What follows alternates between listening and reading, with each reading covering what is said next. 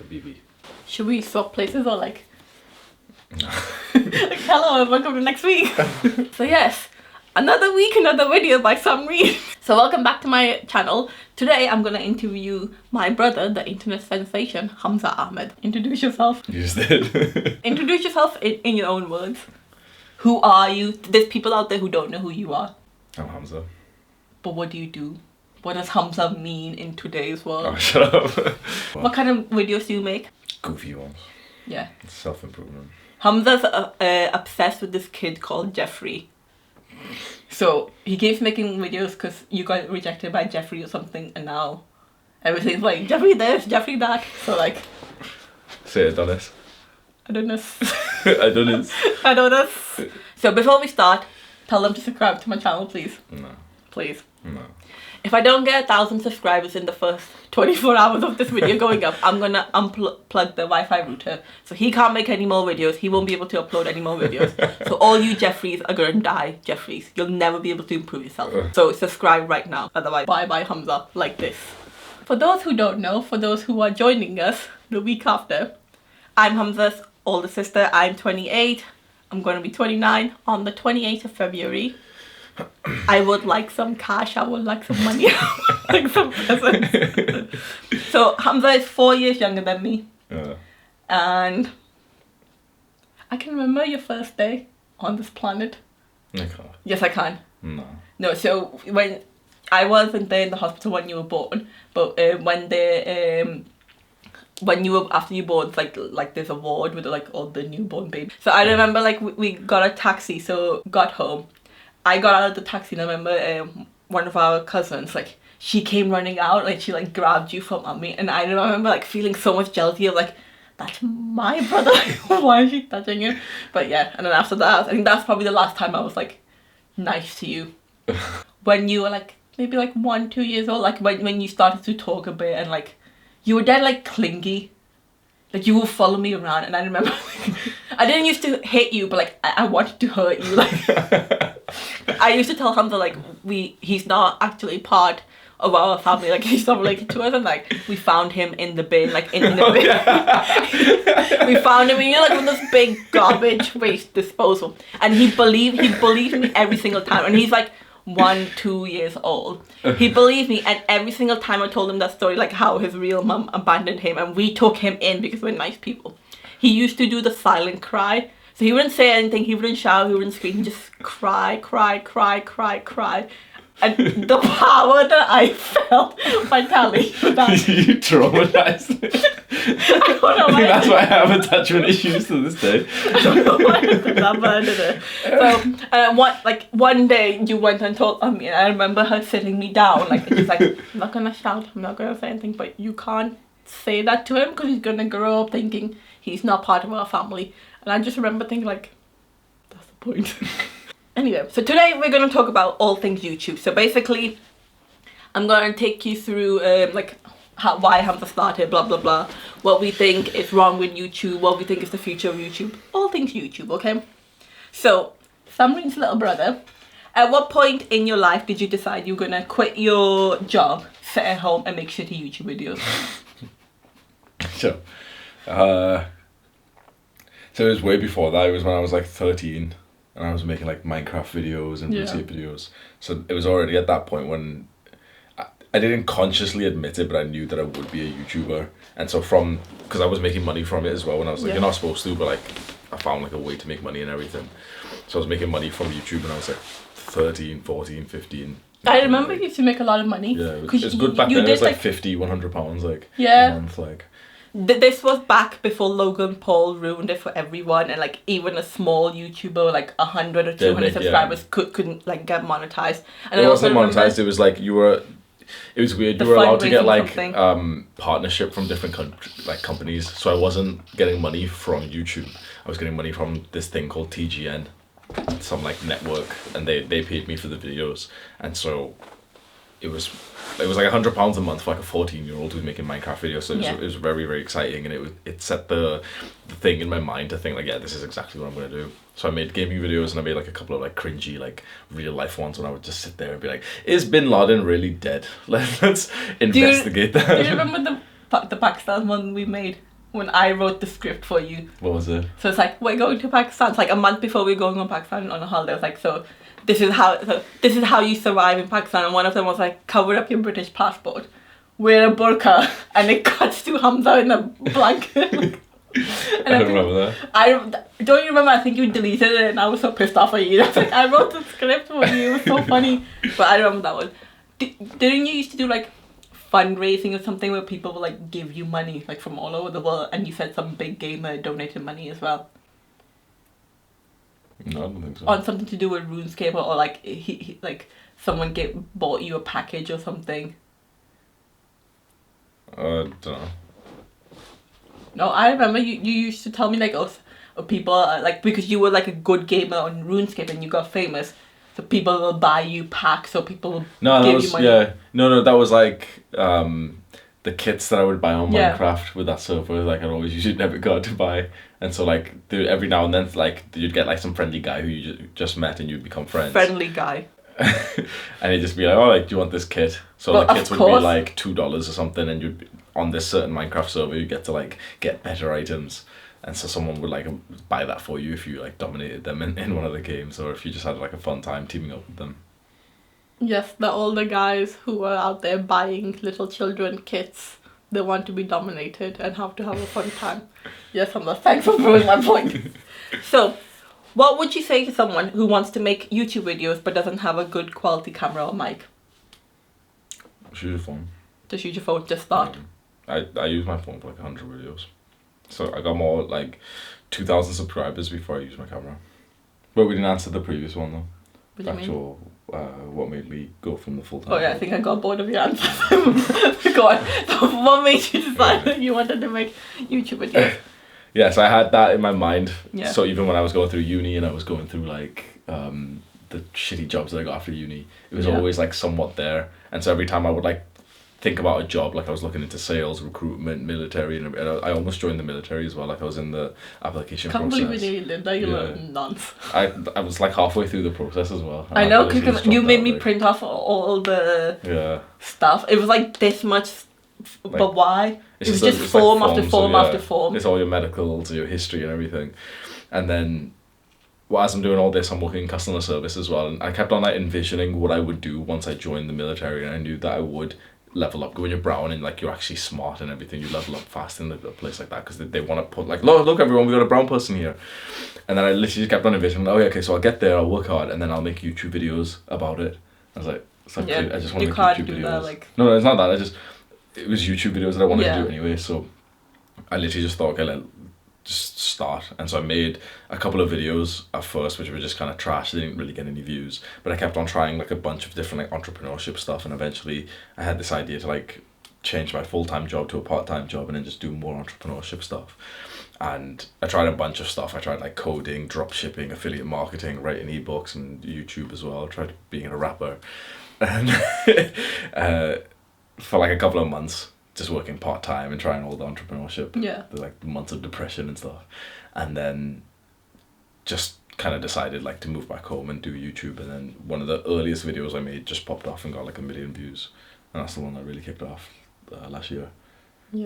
How did you decide the genre that you want to do, like improving for question. Young men? Was it just a natural thing that happened, or did you set out to? It was when I was, so for a long time it was gaming, and then for a long time it was fitness, but the idea was like, I'm not muscular enough, so I've got to wait up until like I'm big enough, otherwise everyone's going to laugh at me. And then when I eventually did make videos, like the first few videos I made were just on fitness, so I assumed I'd be like a fitness YouTuber. And then after that I just spoke about like the things that interested me, so I spoke about like entrepreneurship, I spoke about like taking drugs and like bad habits. You took drugs? Like avoiding that stuff and improving yourself. Then I was really focused on like mental health. I spoke about mental health, and then in the end it just kind of became like a package of like everything that I've worked on. Put together. So basically, like, you know, this links into like people who are wanting to start YouTube, and people will say like, what should I do? What should I do? Just do anything. The first few videos, the first 100, 200 videos that you do, the camera quality will be crap, the sound will be crap, the editing will be crap, the genre, the topic will be not so popular, but you do it to get experience and look at, then you learn like what works, what doesn't work, what you want to do, what you don't want to do. So like for my YouTube channel, I want to do everything now, but I want to make it about me. So you know how like, so now you've got 5 different channels, so you've got like very specific channels, whereas I want to make my channel about me and my personality, because I thought like, what's my best selling point? I make everyone laugh, and I know you don't believe me, but I'm actually quite popular outside of this home. So I was like, okay, so I'm gonna sit there and talk about it, because I like to have debates and I like to talk and I like to convince people of my point of view, whether that's about politics or about celebrities or about fashion, like giving the extra bit of advice, but also saying, this is what it is, this is what the truth is. What do you think? Like having that bit of banter going back and forth. So I thought, okay, I'm going to do that. I'm also going to start focusing on like music as well, like whatever tune I'm feeling in my head, I just want to put it out there. And again, like when I listen back to some of my like older ones, I just think like, this is so cheesy, like I can't believe I made it. Like I never listen to anything back once I've put it on YouTube. But then it's like, it's you still need to do it. It's cringy. Like when I used to edit my old like fashion and makeup haul videos, like it's so cringy, but you just have to get it out the way, otherwise you're not going to be a YouTuber. Then you have to do something else. So if you want to start, just start whatever topic it is, and that's it, I think. And don't worry about the quality. The quality will obviously improve over time. It's only cringe for like the first like X videos, and then after that it's like you actually start to like your own videos. Like I only watch my own videos now. If you ever see me in person, you'll literally see me like literally just watching my videos, like agreeing with everything that this guy says. He makes us all watch his videos as well. We have to sit down sit down Friday night there and watch it all. show me that it's complete. Show me the like and the subscribe, please. So so if you want to start, just start. Do anything, whatever equipment you've got, just start. And I do think one point I want to make about like when people think, oh, it's cringy to put yourself on camera. The cringe comes from, this is my life inside my home. So in my mind, this is how I am, and I want to put this on YouTube so everyone around the world who thinks like me can like. But we think, oh, it's cringy for the people in our life to see our videos. Like so the friends, the family, the colleagues, the fellow students, the teachers, and anyone around you, your neighbors, you're going to be like, the popular kids are going to judge me.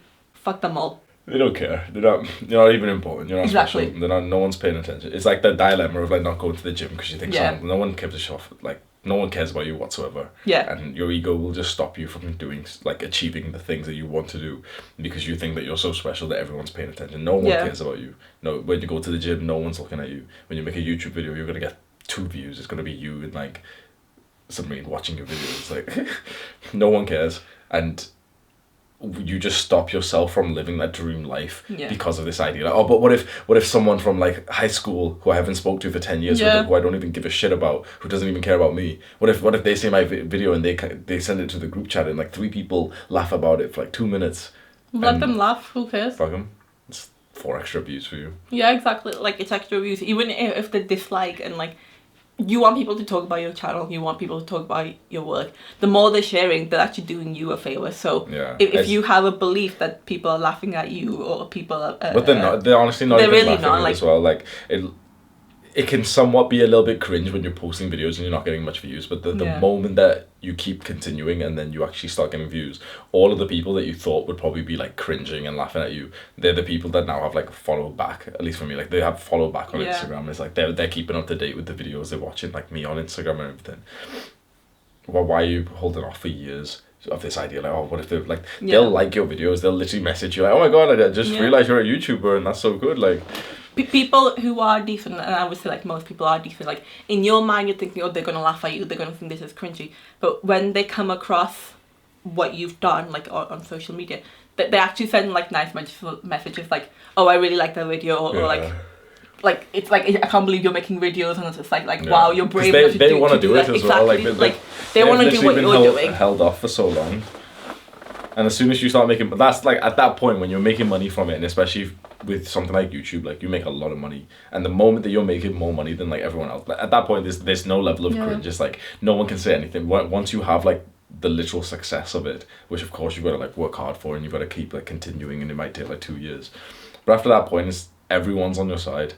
Like especially like one of the you've spoke about friends here, but I think family is a big one as well for especially young people. This idea like should I be a YouTuber, like but my family wants me to go be like a doctor or something, and it's the exact same thing. I tell people like people would usually expect me to say like oh don't listen to your family and everything like be the YouTuber, but I tell them like show your family that you're making some money first. Show them that you've got 50 good videos that you're proud of first. Up until then, you're a lazy shit who just like has no direction, and his family think that university is the best option for you, which it might be, but like you make some money from YouTube. I promise you, your family's gonna quiet down, or from like whatever you want to do. Like you want to be a fucking esports player, like a lot of like young guys do. Make some money from it then, but you won't. So you wanted the dream and you wanted like the fulfillment and like the ego validation of saying like but Hamza, I could be an esports player if I play League of Legends for 10 hours a day. Show the receipt. The moment you're making money, people will treat you like with some respect and stuff. Like they'll just treat you seriously. Like the moment I came back and I was already like getting some views, it was obvious to everyone. Like no one made fun of me here. Like you all actually just like I thought maybe you would all kind of say like get a proper job or something, but you could just see that I was actually putting in the work. Now if I came back and I said oh no but like I'm not gonna get a job, I'm gonna be a YouTuber, but then you saw me like just lounging around watching TV, that you all would have been telling me like get a proper job. But like you saw it when I came back.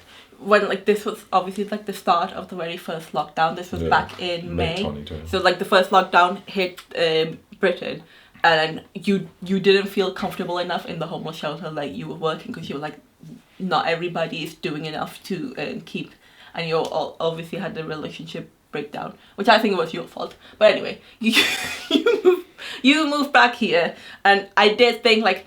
Not that you were leeching off, but I did say to you, you need to get a part-time job and contribute something to the house. If you're living in a house, you need to contribute something to the bills. Because I don't think it's fair that I would do the most, or like Papa would pay, or like I think like everybody should be contributing something. In terms of like your YouTube videos and like the stuff that you were talking about, you were talking about it, but you were doing it. You weren't just talking about it like, oh, I'm gonna do it one day, I'm gonna do it next week. Like you just did it. And like, because you just did it, you learned quite quickly about what works for you, and this is why we're like 2 years down the line and you've got 215,000 subscribers already because you just did it and you kept learning from it. So people fuck around. People do this idea of like, oh, but I want to be a YouTuber and I'll start after X. No, you won't. No, you won't. You're just lazy. You're just procrastinating. Whatever you have in your mind that you'll start after X, you think you're special. Everyone thinks they're special. That but I'm not the lazy one. I'll start after X. I'll start after I build a body. I'll start after I do the GCSEs, whatever bullshit excuse you want to use. If you don't do it, if you don't make your first video today after listening to this message, you have to just hold your hand up and say, yep, I'm procrastinating. I'm a little bitch. And then people aren't going to take you seriously. The moment that people see you actually working hard and like pursuing this goal, they'll think, oh yeah, like he is actually going to be a YouTuber. He's putting the work in.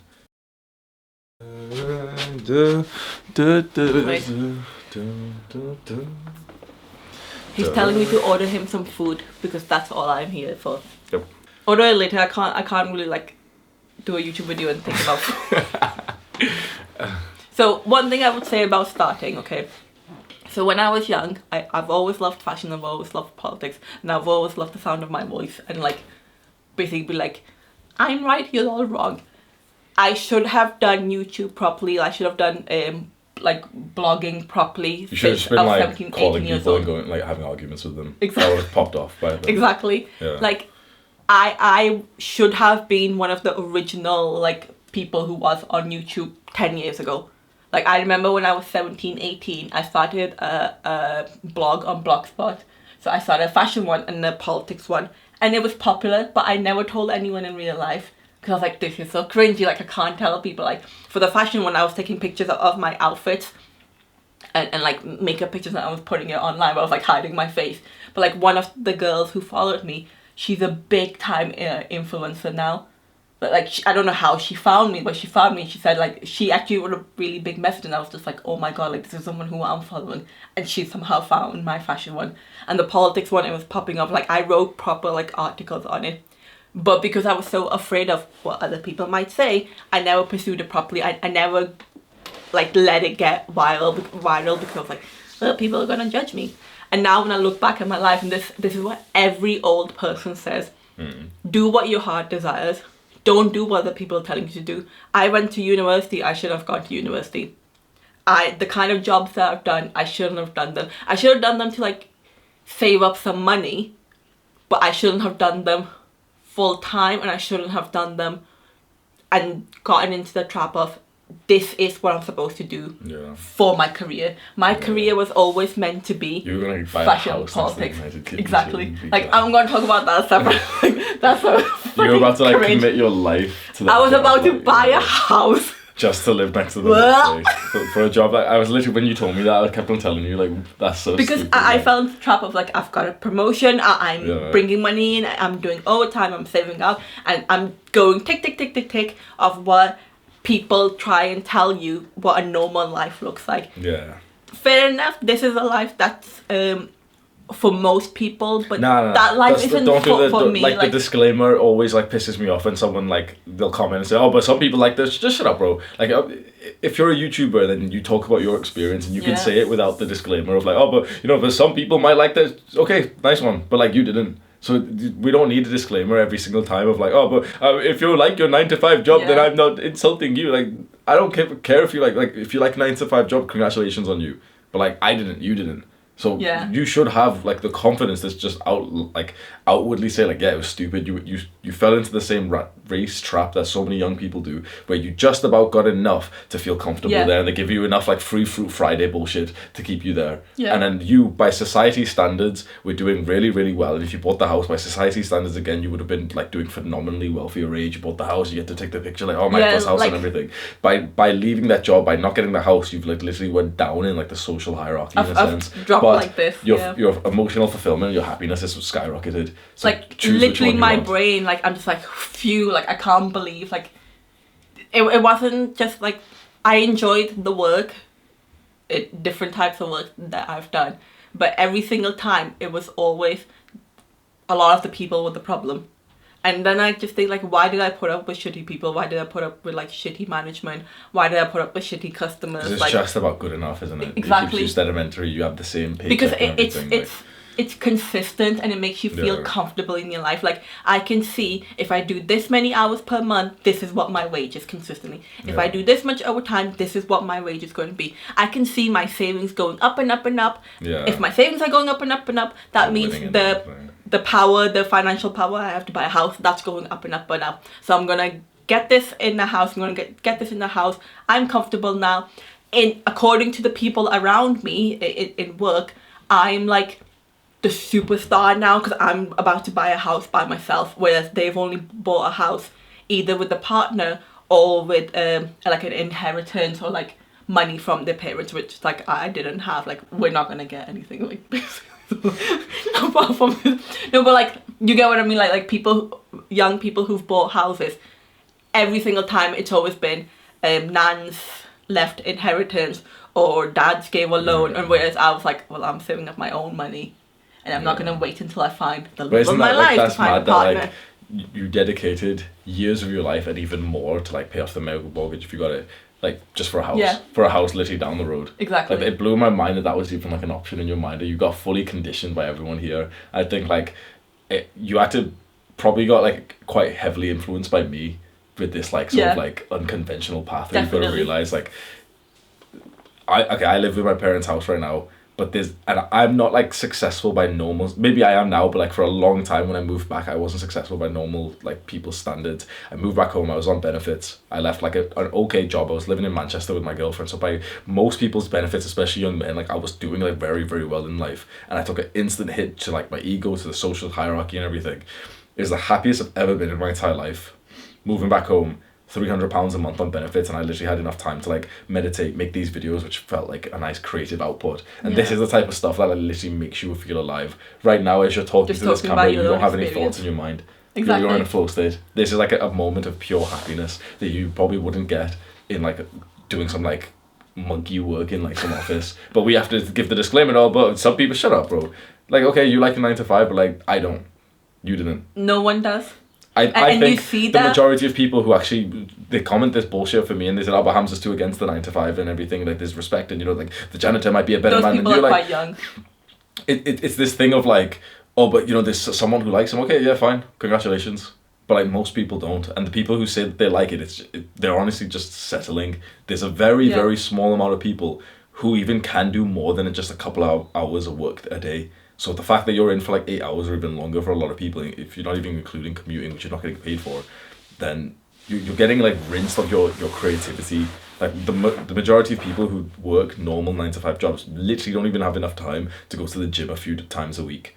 But it's this idea of like, oh, but the 9 to 5, like that's the level of success amongst normal people. Yeah. And you have to. My friend life. Chris on that YouTube channel First Man, like the bald guy I always watch, he made like some random like autistic graph where like he drew this once where he said that if you take the plunge as an entrepreneur or a creator, you take this hit to your social hierarchy, your ego, and so whilst the normal person like the 9 to 5, their life is going like this, like yours was, the person who, let's say, if you did the perfect thing, obviously like you're great for how it works and stuff, but if you did like the absolute best thing straight after uni, even before uni, you would have went the entrepreneur right. Yeah.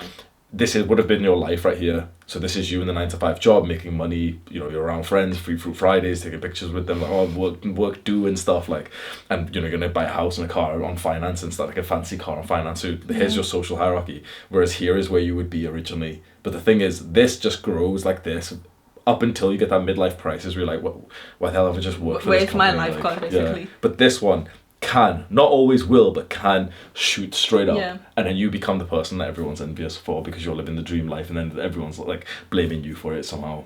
Yeah. Like the people, like I've seen like sometimes like on your channel and like other channels, people who like, oh, don't shit on the 9 to 5, blah blah blah. And like I am gonna say, because I know like there's some aspect of 9 to 5 that it's an improvement for some, like Papa would love a 9 to 5. A lot of people would like love one, but it's not the fulfilling thing that you think it is. And the people who believe, oh, don't shit on it, are literally the young people who've not wasted their life. No, I don't agree. I don't think there's almost any young people, unless they're like the 9 to 5 is a huge upgrade from what they've seen. I think it's like the 30-year-old person who has like a basic 9 to 5, who's somewhat given up, who thinks like, oh, but not everyone can be an entrepreneur, Hamza. Like you said, everyone can make like this that type of bullshit. And so it's for them, it's like that thing of like, oh, but not everyone hates their 9 to 5, but you do. So like, why are you speaking about some other, like even the height of the 9 to 5, like the height of like the career is the doctor. I'm telling you right now, most doctors are depressed. Most doctors are unhappy. Most doctors. I love the sound of your voice. Most doctors are like unhealthy. Shut up, Randy. Shut the fuck up. This video is about YouTube, not about a fucking man. Shut up. Okay, look. Most people who do the 9 to 5 and the consistency. Okay, this is the last point. We're gonna go to the next question. Most people. They will never admit it, but they hate their life. They absolutely hate their life. And you see it, like, everyone in work always used to say, like, that I'm really funny, I'm so positive, and I'm so smiley all the time. And I was like, yeah, I am a really happy person. And when I used to think about it, like, so many people around me, especially the people who had young children, partners who they weren't actually in love with, or who've bought houses and just spent all their money on everything, they were so bitter about everything, every single thing. They were bitter about work, they were bitter about people, they're always complaining about this, that or another. They, like people will come into work and shit about their partners, like I mean tell everyone everything. Yeah. Like, that's the life of like normal average people. They just, but it's like why would you do that? But it's like it's laziness. They finally have an audience in work. They finally have like 50 people listening to them, which they don't get at home. They're not getting the love and joy at home in their personal life. So they're like, I'm gonna tell this to everyone here. So I don't think the 9 to 5 is all that it's made up to be. I do think like doing YouTube or TikTok or Instagram or whatever it is, start it. It might not work out for you. It might be a very slow progression, but the fulfillment that you'll get, it'll be so much greater than the 9 to 5. Okay, you make literally like the minimum amount from something like this. Yeah. As long as you can afford to live. Let's say you still live in your parents' house and you make like £500 a month. You're gonna feel much happier making that 500 a month than you are making 2,000, 3,000 a month in some random job that you like hate your life with. Because the beauty of like the £500 you make on YouTube, not only one is it totally like fulfilling, and it's also like the huge part is like the ownership. You own the business right now. But the other thing is like, you're gonna record for an hour today. And then you're probably not going to record again for like a week or 2 weeks. Like the amount of work that this takes is nothing. Tim Ferriss, he's an author, and he has like this, like, it's kind of common sense, but no one really thinks about it, which is like, how much is your hour actually worth? Because the person who works a full-time job, who works 40, like let's say 60 hours a week, like he's only paid for 40, but he still has to like commute and everything, and he makes 2,000 a month. He's more successful by society standards. But the guy who makes 500 a month but literally works like 5 hours a month, he makes a lot more per hour. Like this guy is in my opinion, far wealthier because he makes enough. Like this is like, you know, it's like breadline shit. He's like just making enough right now. But this can explode to 10,000 a month a lot easier. Like a career that makes 10,000 a month is almost unimaginable for literally 99.9% of people. Yeah. But a business that makes 10,000 a month is like, that's like, yeah, congratulations. You've got a business now. You've got like an okay business now. It's not like special or anything. It's like, you know, I'll congratulate you. That's awesome that you're making 10,000 a month. But it's not like a ridiculous amount of money in a business. Because in a business, like in a career, you're getting paid by one person, the employer. In a business, you can get like 100 customers, 500, 1,000 customers, and you're in control of the content. You're in control of everything. If you feel like doing something, you'll do it. If you feel that something is right to do, you'll do it. And if you feel like something is wrong to do, you don't have to do it. Whereas if you work for someone else, if you're working for corporations, you have to do what they're telling you to do, even when they're so wrong. And I mean, like, I've worked with people. Most of the middle management in the big corporations, they can't even tie their shoelaces. Like, I don't know how to say it any simpler. They're only there because they've either sucked up to the higher management, or they know gossip about like that's something illegal that a lot of things. people don't actually speak about, but like the office politics. Oh, I'm gonna make a video about this. Like there's a lot of like internal politics where, you know, I've done something illegal. So as long as you keep your mouth shut, I'll keep promoting you. Yeah. Does that make sense? So we're not friends. Like the people at the top are not friends. They have no idea how the bottom half is living. They don't know what procedures to set. All they do is, you scratch my back, I scratch your back. So I just couldn't like mentally take it anymore. So I was like, fuck this shit. Like I am going. Like I can't do this anymore. I am gonna make a full video about this one day, like about my whole experience. So, well, anyway, we're gonna put that to rest, and we're gonna move on to go back to the YouTube topic. Okay, so your most viewed video is how to build an aesthetic body. It has 1.5 million views. How much money did you make off it? Just under £3,000 now. So £3,000 for a video that has 1.5 million views. Do you think that's appropriate? Do you think that's a lot? Do you think that's much less than it should be? We could get into the argument of like, oh, like should it be more? But I'm grateful for it. It took me an hour and a half to make it. Yeah. And I made it before I ever had any subscribers or anything. Of course, YouTube makes like profit from it in their half because they're selling the advertisements. But for me to make almost like, let's say £2,500 for like 2 hours of work for like some silly video, it's literally like a PowerPoint document that I made a while ago. It's like, I'm nothing but grateful for it. Yeah. How did you make it go viral? A huge aspect is just kind of luck and like the randomness. So it was luck in the idea that the exact keywords that I used were the ones that would blow it up. So the video is like standard. It's like the video is actually pretty good in the sense that it's like really scuffed. It's like low quality in the sense that it doesn't look like a professional YouTuber's made it, because a professional YouTuber doesn't make it. But that's exactly why it kind of popped off, because instead of like, you know, some like big steroid looking motherfucker who tells you like, oh, here's how to build your biceps, it's literally like a weird looking document with like shitty animations, which like, you know, it kind of captivates you because it's so different.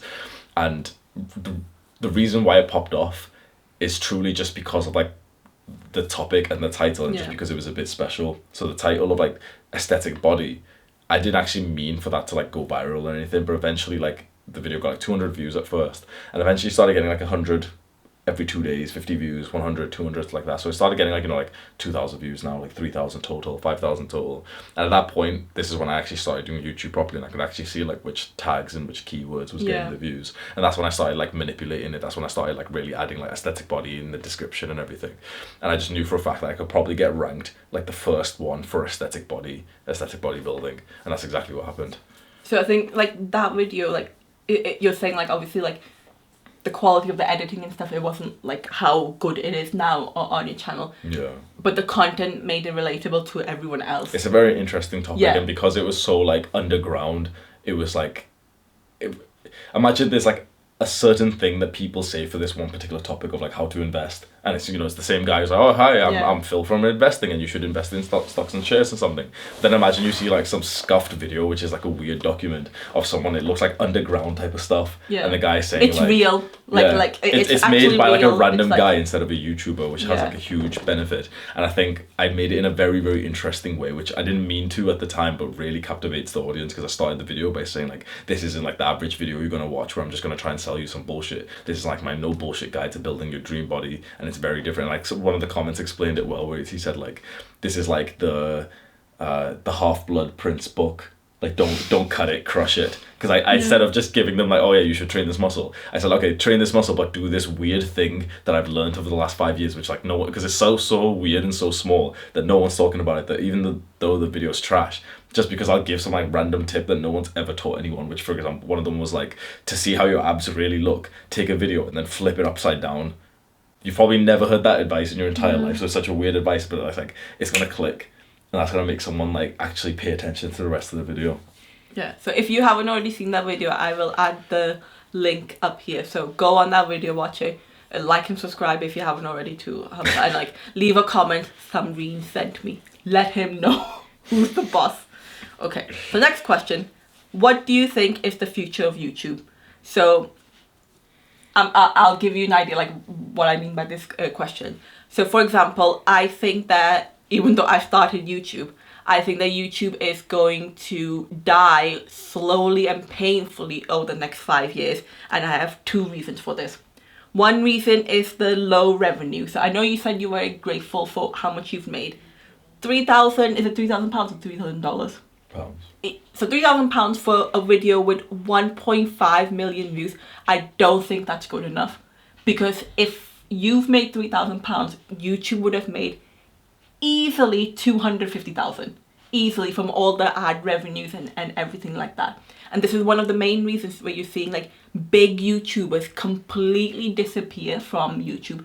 Their old videos are still on it, but what they've done is they've built up a following, they've gotten famous, and then they've started businesses outside of YouTube. So whether that's selling like merchandise, or whether that's like presenting or acting or singing, or any sort of business, like Huda Beauty, I think it's a very good example. Like I know like most of your viewers are men, but Huda Beauty, like she started off as a normal makeup artist, and then she got famous on YouTube, and now she has like a worldwide famous beauty brand. Well, that's the beauty of YouTube, is the money that YouTube gives you directly is like, it's an okay amount. It's not nothing huge. When you first get monetized, you know, it's so hype and stuff, but you get like £50 a month, £100 a month, and when you blow up, then you start getting like 1,000 a month. Now with 200, I get a lot more than most people, because my view count's way higher than most people. But with 230,000 subscribers, we get like £5,000-6,000 a month just from YouTube. But the biggest way to make money from something like YouTube or TikTok or anything is literally just like selling to your audience and actually having like a real business attached outside to the content creation. And so for that, the reason why so many YouTubers are broke is just because they're literally just not good at business. They're just young dumb kids who they talk the basic advice, which is fantastic, but then they never went and like read a single book after that. Like if you're going to take YouTube seriously, at first don't get overwhelmed, grab your phone, record the video, but then start learning things like sales and marketing, and actually start like selling some products. Because let's say I make 5,000 a month right now from the YouTube AdSense, but I'll make $15,000, like about 10,000, 12,000 pounds just from like a course, like a digital course that I made, which is just kind of like a collection of videos and books that I made myself. So that makes like more than double of what YouTube pay me. And then I have like stuff on like other websites that pay me. So all in all, the biggest profit of YouTube is literally just the fact that it's like an audience generating website. Yeah. That's where the money's made. It's not so much directly from like things like sponsorships or anything. It's just from the fact that you can get the audience of people who like you and trust you, so that when you eventually have something to sell them or something to, you know, get like an affiliate commission, they'll go there because they like you. But then that's the thing though. So obviously, okay, YouTube is paying, and it'll continue to pay as long as people are continuing to watch the video, even if it's like 5-10 years old. But in terms of how much money YouTube is making for itself, how much money it's keeping for itself, and how much it's paying, see, this is where like the capitalist versus communism argument comes in. I think the creators need to be paid a lot more, because it's the creators' content. YouTube is a platform, and yeah, it's a nice platform, it's a free platform for everyone to upload and everyone else to watch, but it's not paying a competitive rate.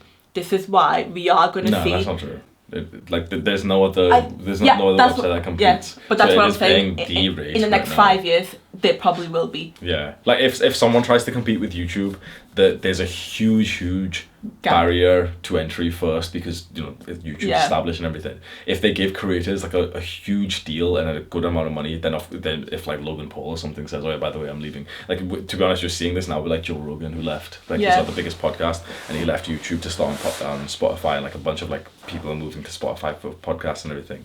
So you are seeing this, but I think YouTube's around to stay. Even it's hard to say, but I think even like 5-10 years from now, I think even with all these changes, there's going to be a lot of outlaw. And I think if you've got this mindset right now, you'll see like the death of YouTube in like 5 years, whereas it will still be around 10 years from now. And it just depends which lens you look at it from. I think it definitely has to change, and like I'm gonna argue and say like it needs to pay its creators a lot more. Yeah. It'll go down. It'll definitely go down in the next few years. Yeah, it will, because like I don't know if someone's gonna bother making up like something to compete with YouTube, but then people never thought that Vine would die. People never thought that something like TikTok came out of nowhere and literally just took over the whole world. Like TikTok is probably like the most famous app right now, and it has been for the past like 1 year or so, thanks to like the lockdowns. Instagram is slowly dying as well, because Instagram is trying to be everything to everyone. It's a marketplace. It's got Reels to be like YouTube Shorts and like TikTok. Then it's got the video options to be like YouTube as well. Then it's got the picture options. So it's like Instagram is basically like all over the place.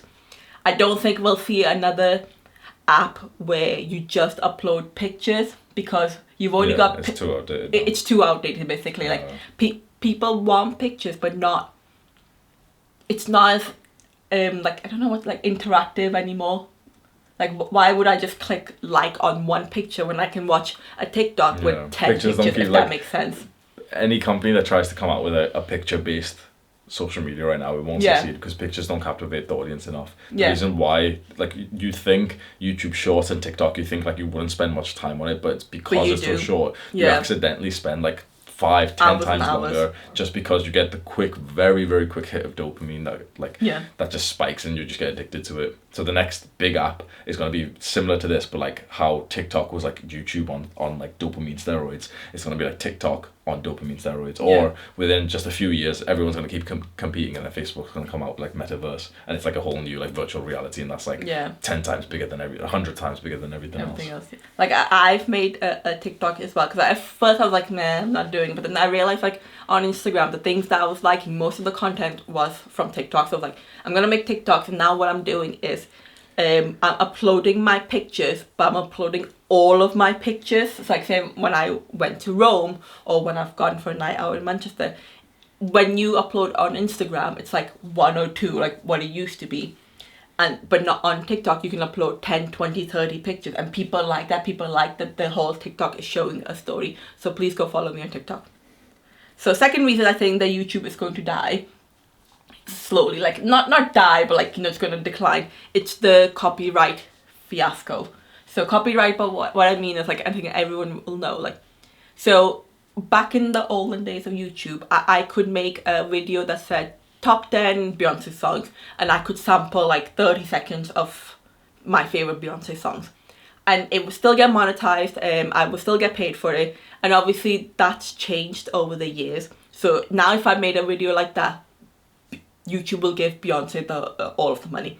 And yeah, you can argue it's all of it is Beyonce's content, even though I've put it together. So, but it's like, okay, it's Beyonce's song, so she gets all the money. But then I, as the creator, get nothing. So you're seeing creators. A better example is like not a full montage of the person's song. Imagine, okay, you've I'm going to say that like the 30 second. The 10 second. That's what pisses me off. If you have like 15 seconds of music in a 10-minute video, they don't just give 15 seconds of ad revenue. They give the whole video. They give the entire video to the 15-second like musician. Yeah. And a lot of it's like fucky as well. Like a lot of the times, like my assistant's on it, where it's not even the song that's been copyrighted. So they'll say, oh, this has been copyrighted by this song here, and it's a completely different song. Yeah. But it's like the creators of these songs are so malicious that they'll go in, like any song that sounds similar, they'll just go and copyright. They've got like systems to do that. So we have to like manually fight so many of these copyright claims.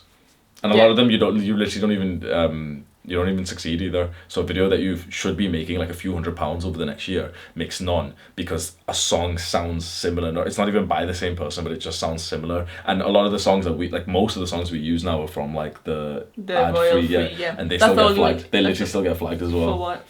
For like being similar to something else. Yeah, because their agency, like some creators' agency, will just be like scouting to like see how much money they can rinse. Just corruption, basically. Yeah. But like back in the day, like I could make a Beyonce dedication account and I could make some money off it, and because obviously that kind of stuff has been demonetized, I'm not making money, so that those kind of creators have died out, or they're only doing it for fun.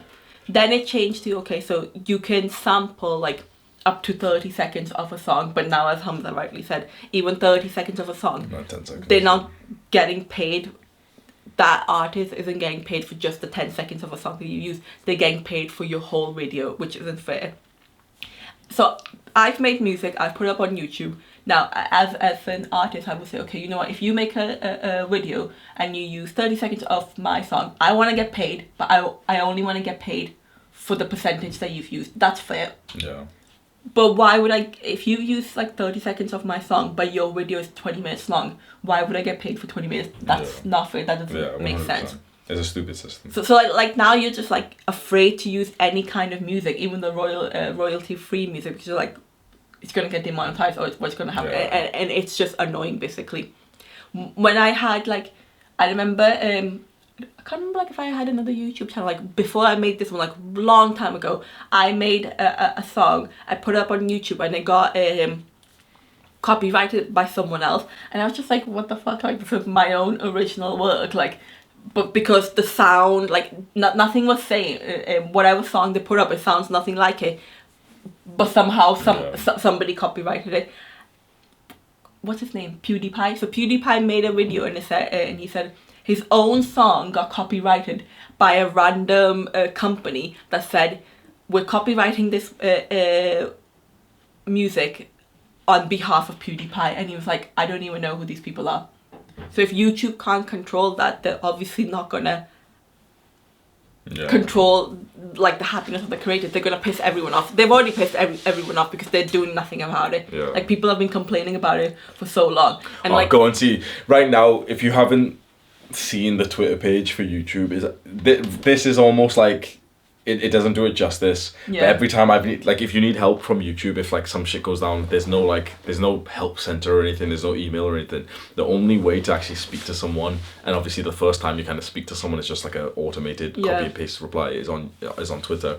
If you go onto the YouTube, like team YouTube creators and everything, Twitter pages, and you see the tweets that they've been getting, that's when you actually start thinking like the scope of this, because you got to think, okay, YouTube right now is the most saturated job ever to have existed. It's not even close. It's literally not even like it's not even like at all close to everything else. It's the biggest job in demand of the entire world, and it's also the like most popular job of the like ever of history.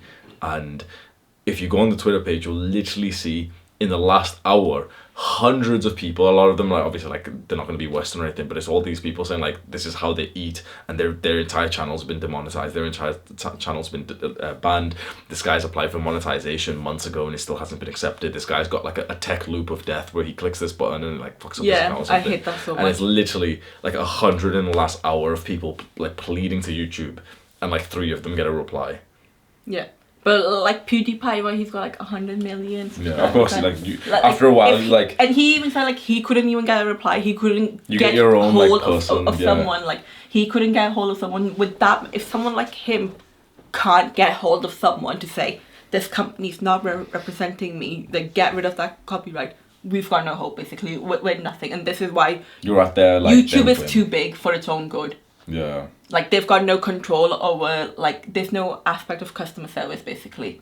Yeah. Because they're like, yeah, if 100 people leave today, 1,000 more will join tomorrow. So it is what it is basically. Yeah, that's why like a big thing that the good entrepreneurs, like the good businessmen of YouTube say is like, make sure you own this traffic. So Russell Brunson is like a marketer, and even my friend Chris says this thing of like, who's your friend? He's got a YouTube channel called First Man. So he talks about like a bunch of like entrepreneurship for young men and everything. And one of the things he keeps saying to me is like, we need to make sure that we're safe off this platform. That one day they'll cut our AdSense to like 10% of what it is. One day they'll delete all the videos or anything, because we talk about some controversial stuff, and all it takes is like one person to like report our channel or something.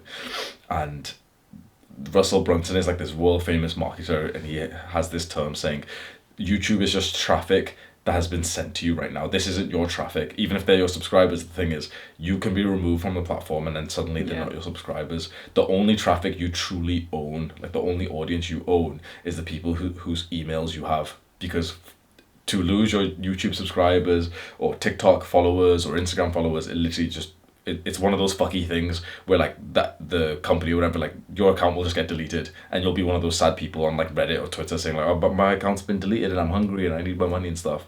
With emails, so this is the idea, like, you know, you make content on YouTube and Twitter, and then you tell people on TikTok, you tell people, okay, go to the link in the description, click on my email link, and you can sign up for my newsletter. Because to lose someone's email address takes like some like formal court action that you're not really going to go through generally. So when you have someone's email address, that's like the traffic that you truly own. So your scope as like an influencer, a creator, as an entrepreneur is really based on just how many emails you have in your list. And I'd say most influencers don't actually know this. Most influencers don't even have like an email list. They won't even understand how to like start one. But that's where you stay safe. And the modern version of this, which you can do, is like take people from YouTube to like a Discord server, take people from YouTube to like, you know, spread them around, get them on Instagram, get them on TikTok. But even then, it's like you could be banned off all three at one point. You know, you could like shit can go down. You can get like some people are starting like Twitter wars or something with you. I got banned on Twitter. Why? Permanently suspended. Why? For life. Can't make another YouTube account because I called one too many people fucking pussies. Like I only picked fight on Twitter. Like my Twitter was like mix of everything, but like mostly like political. But say I would post like, and then some racist white American or racist white British person will come along because they disagree with your political point. They'll start being racist. So I always give it back. But then you also get like right-wing Indian trolls, right-wing Pakistani trolls, right-wing Israeli trolls. So I was like, well, I'm not going to block you. I'm going to fight you. And obviously I fought too many battles. And Twitter was like, nope. I got banned for hateful content.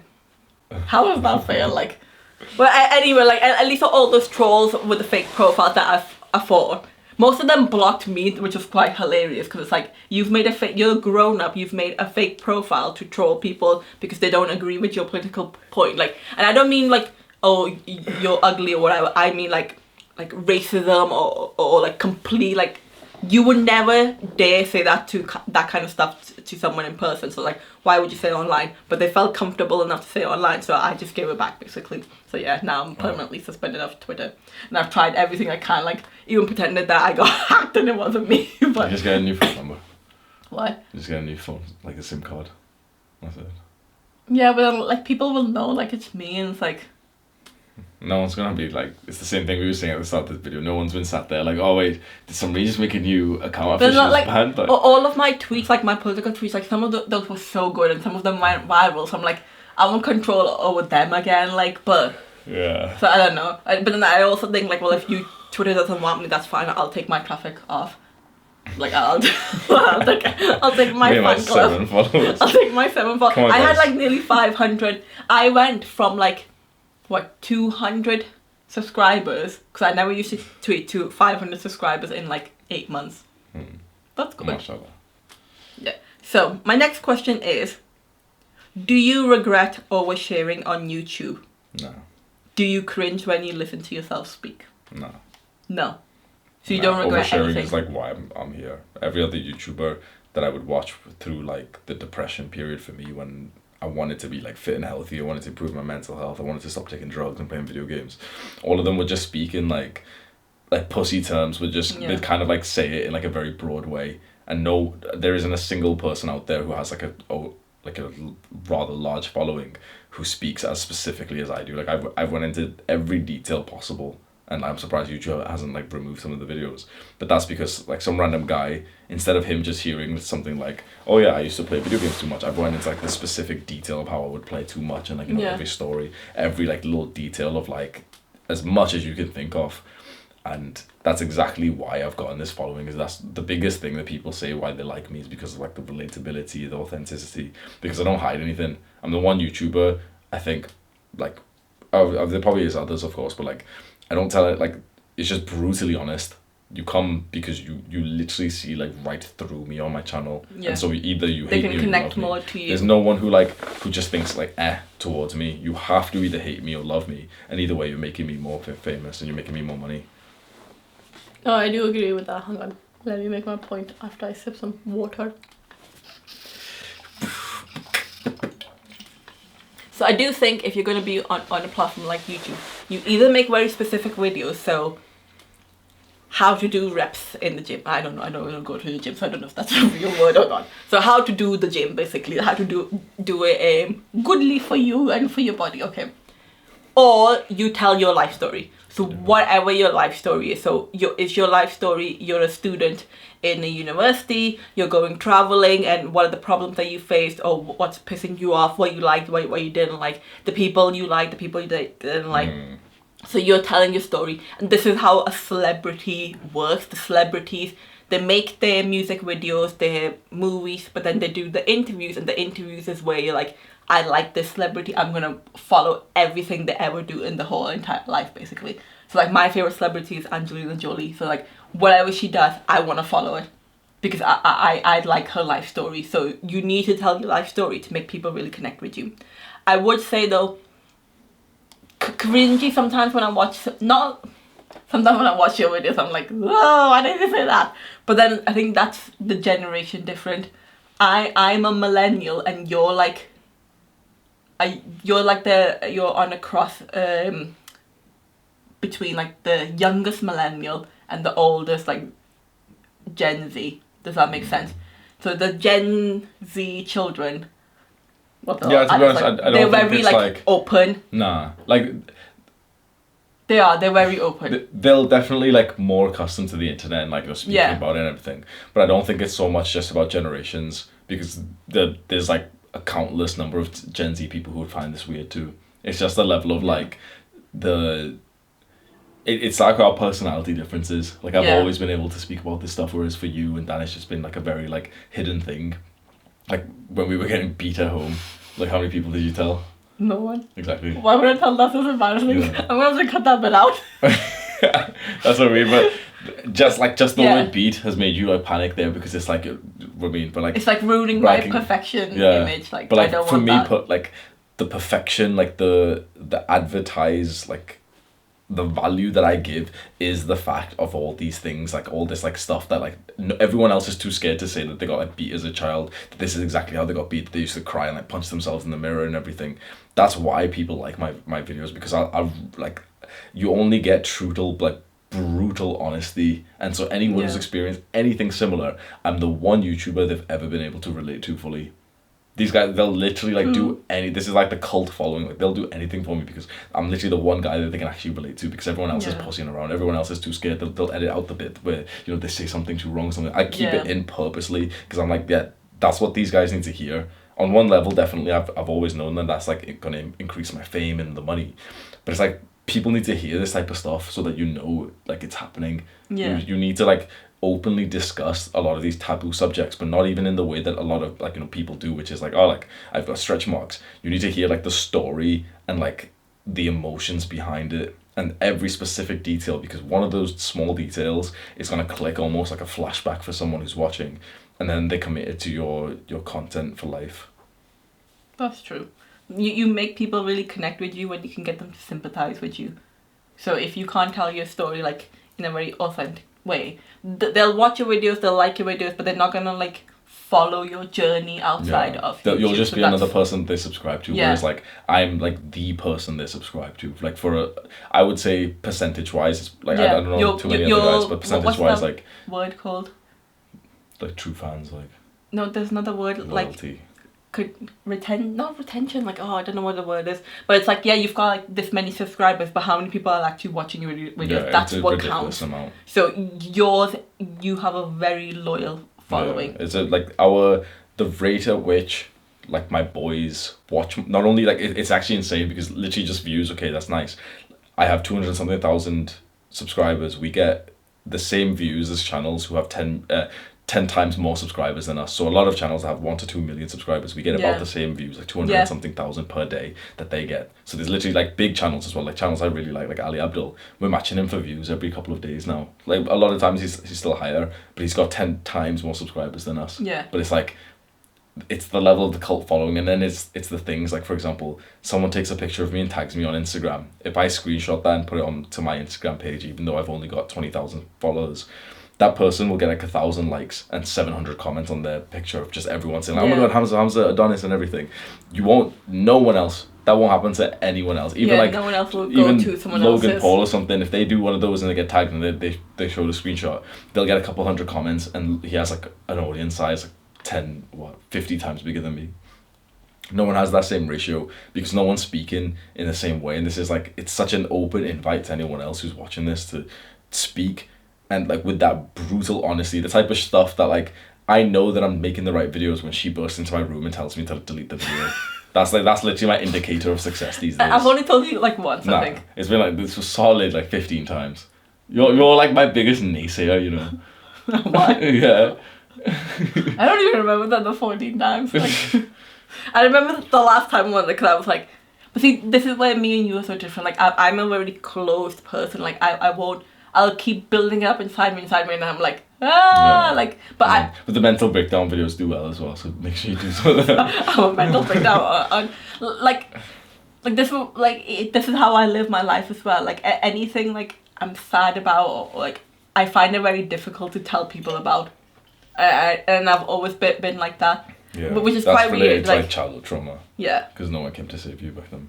That's true. So like I cry all the time, but when I've told people in real life, I cry all the time, they're like, how are you seem like such a confident, happy person? Like you seem like a very intimate, like I've been called intimidating, like I've got everything like together in my life, and I'm like, I haven't though, because deep down inside, like I'm yeah, it's a defense mechanism. I'm so anxious all the time, and I'm not insecure in like how I look or what my body is like. I don't have those kind of insecurities, but my insecurities are like what I want to achieve, I'm not going to achieve, and I'm anxious of every scenario.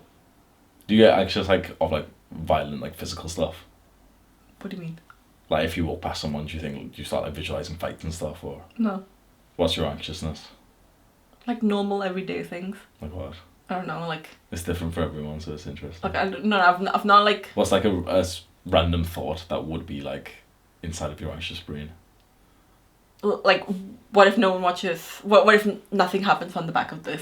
Yeah. Like, I've left... It wasn't even that much anxious, but I don't know. Like, let me rephrase it. So, one anxious thing I can say confidently is like, say someone said something really nasty to me and I've not... said my piece back. You're arguing in your mind for it. I'm arguing in my mind for years and years and years, because at that moment I had to keep my mouth shut to either preserve my dignity or keep myself safe or like keep my job. But it's like years and years down the line, I'm like, no, I was right, they were wrong, and I can't let that go. And this is why on Twitter I was like, I'm going to teach these motherfuckers. Listen, so but like this isn't healthy. Like yeah, I know it's like, not healthy. It's not even like yeah, but anyway, that's not a YouTube one. Let's let it go. So next question: what kind of fun YouTube videos do you watch?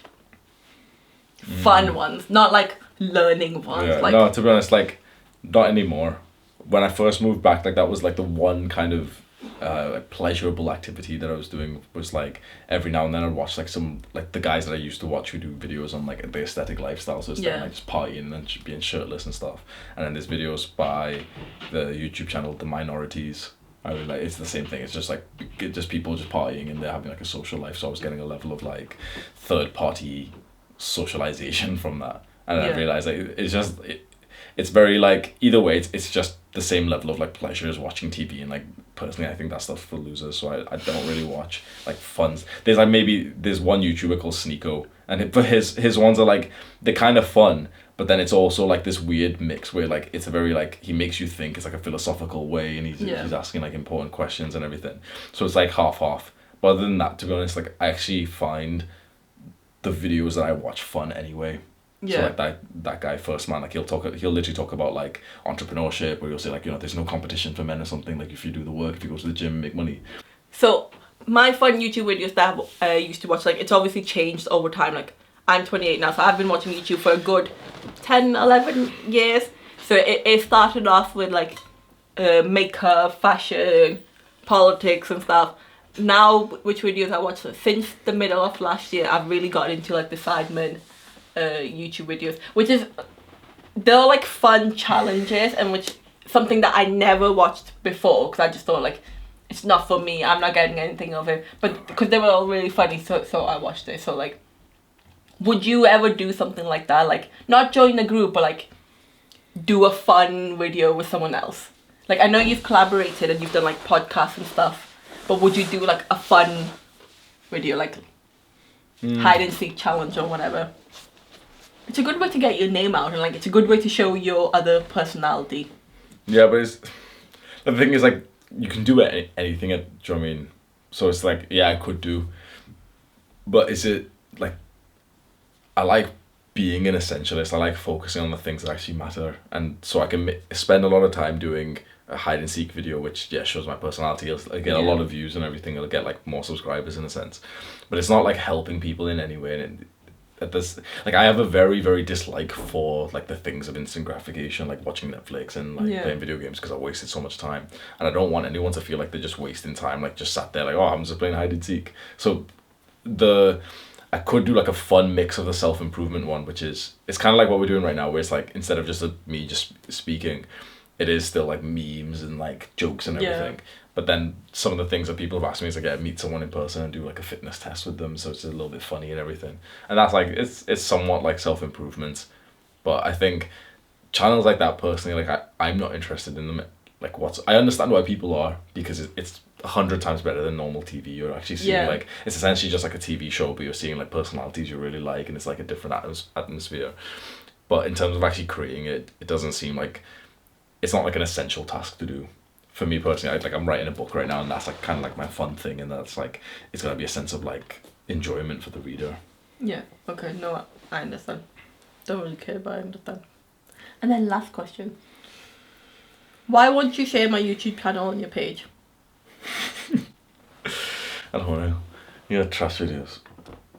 So you had trash videos as well. Yeah. And I still shared your crap. You didn't even have any followers when I was making them. You gotta be like 2 so views. Who cares? Like one of your friends watched one of my videos like once. Doesn't That's matter. why it's not, we're not the same. If I share you to my, like people ask me to share this shit to my channel and stuff. Yeah, but I'm related like, to you. It's not the same stuff. You like, I appreciate the gesture, but you share me on your channel, on your Instagram, you'll literally get like 100 views in total of like your story, and like one person will swipe up to click on the link, so? And it's like, you'll be like, oh, so, but it's like, yeah, but you're supposed to support me like I support you. What kind of brother are you? I would, like, after this video... You know what pisses me off, okay? You've still got, like, the brown person mindset, which is, like, the any viewer, the any subscriber. Hamza, like, after this video, now there's, like, a reason for me to send my boys here. But previously there wasn't, because it's, like... But I put music up there, like... But it's not... Like, you don't understand, like, YouTube marketing. It's not about just getting people to your page. It's, like, keeping your audience very, very dilute, like, very specific to the content that you post. So I could send my boys to your page, and like suddenly you get an influx of views, and you'll think that you're being successful. It's that same level of like this shit where like you'll suddenly think you're being successful, but it's actually making your account worse, because you will get subs, you will get views, but they won't be long-term followers. They won't give it like, the majority of the new people will literally click subscribe just because of the fact like, oh, it's Hamza's sister, but they won't actually think like, oh yeah, this is the song that I really want to follow for a while. This is like her political beliefs. And so you'll have this thing where like socially right now you'll feel like you're doing good, but after a while, within like a couple of weeks, and like the views drop again, you're gonna get this weird thing where like you've suddenly got 1,000 subscribers, but you're getting like 50 views per video, what you want. Like I like the fact that no big person like ever gave me a shout out or anything, and I only got like shout outs from like the family who actually still went on to watch my videos because that's what they came for. If I send my boys to your channel, they'll subscribe and they'll view your stuff, but only like right now whilst it's like trending. And afterwards, it's the same thing that happened when I sent them to Baba's channel. You'll still get more than you do right now, so there is a benefit, but it's kind of like, it's that sad thing of like, now you've got 1,000 subscribers, but you still get like 50 views. What you want isn't my subscribers, you just want more subscribers. That's so I need to get my own subscribers. Yeah, that's it. Like I'll send them to this video 100% because they'll watch this video. But like I wouldn't have sent them to like some random one just because but it's a benefit because you've experienced this life. You chose this one on purpose because the thing that seems more successful right now is actually worse for you because your channel's just gonna look. You'll be one of those like Instagram accounts that has like 10,000 followers. They get like 100 likes. Yeah, because like, I am obviously trying to figure out like. I know what I want to do and I know what I like and don't like and what I want to put on YouTube, but it's like trying to figure out to make it sellable basically. Yeah, but you don't have to, just keep making videos and you'll find out. Yeah, exactly. But, like, the idea that you have is like literally just put your life on the channel, whatever you're interested in, and then it's like a nice idea because it's almost like you're literally just using it as a social media. Yeah. And anyone who like relates to you and likes your personality, they'll tune in because they'll be like, oh, like somebody's made this video and she's talking about this and this and this. You don't have to like. The general advice is to niche down if you want to like get into like specifically business straight away. You want to like sell like self-improvement stuff. Yeah. But for you personally, like you're not doing this with like an entrepreneur mindset, even though you do want to make money. You wanted more of like the celebrity status. You wanted them for you, not for self-improvement, not for the topic. You wanted them specifically for you. So go with what you're interested in. If tomorrow you're interested in something new, make a video about it. If the next day after that you make like it, the only constant should be that your personality should be in every single video. Yeah. So you've got some videos where it's literally just like a picture of like the cake or something and it's the music. That's not good enough in my opinion. It should be like you. I'm not gonna put a video of me like dancing to my own. It should like, just be like it should still have your personality in it. Every video should. Because it's like a waste. YouTube is not the place to have like a picture and like audio. That's like 2008 type of YouTube where it's like some dumbasses made some video. Like that's not YouTube. That's not like new age type of YouTube. It's got to be you. You don't have to dance, but like find a way to like be in every single video. But it's like at least showing your personality with that like authenticity. That's what you want people to come for anyway. Yeah. So like obviously the more YouTube videos I do, like I'll figure out a format that I like and that works for me. But like, I like doing the talking videos, but just debate people. If I could give you one like insight, I'd say just do this, but with loads of people. Get on the laptop. Yeah, but I don't think I could do this like again and again because like, no offense, but like when you were talking, I zoned out. Not because you were saying something like. We're not debating right now. That's why. Yeah. You're a debater. Like this has just been a conversation because you're just rinsing me for views right now. Like we all know what's happening, but like the next time you should get like I don't know. It's like. But then like I don't think that I could debate properly because I'll just start swearing. That's fine. So I'll just be like, but anyone who really likes your personality will like it. Because that's how I am in real life. I just that's what I mean. So anyone who's like that in real life will watch it. So you don't keep in mind some like master debater who like doesn't do that stuff. The idea is like if you can try and act like YouTube and social media is this game of like trying to act as 100% as authentic to yourself as possible, because this is where people will actually come and see you, and the less you are like yourself because you're thinking of like some random other creator who acts like this way, the less people will actually like you, because there's no one's that special. There's at least 100,000 people who have the exact same views as you, the same personality, and you're trying to find them. And so the game is literally just try and be as close to 100% as authentic. So that means if you want to swear, you swear, even if it's like unprofessional. If you're like arguing with someone and they're being a bit nice, but like you want to swear at that time, of course you can maybe dial it down. But like the person who likes you, the person who's similar to you, will be more interested when you act exactly like they would have, when you say exactly what they like. So when there was a bit before when I was talking. Let me say what I really feel like. Shut the fuck up. Oh my god! Like once you start talking, like I'm a YouTuber. What do you expect? No, like you're literally treating it like your channel as well. You just made yourself comfortable like this. Like I've slowed down like 5 times now. Okay, so that was let me start ordering the food. That was the last of my questions about YouTube. So maybe we'll do another talking video with you like in the future, like but about a different topic. So we could do like love and relationships. We could do like friendships. What's the meaning of life? Blah blah blah. So if you want to see something like that, send your questions in. I think that'll be a good starting point for me to like what questions you would want to ask Hamza or ask me, and then I can start collating them for the future videos that we'll do. Mashallah. Mashallah, I know. Yeah, so please remember to like and subscribe.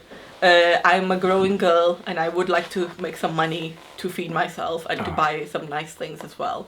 And if you don't subscribe, that means you're a racist and you hate women and what else can I say?